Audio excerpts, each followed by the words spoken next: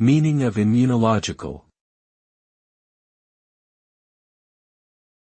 Immunological. Immunological.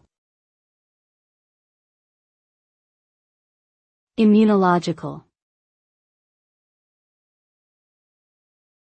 Immunological.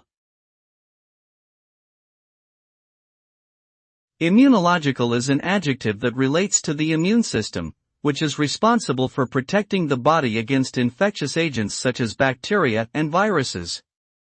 It refers to anything that pertains to immunity, including the production of antibodies, the recognition of foreign substances, and the activation of immune cells. In general, immunological describes the processes and mechanisms by which the body defends itself against pathogens and other harmful substances.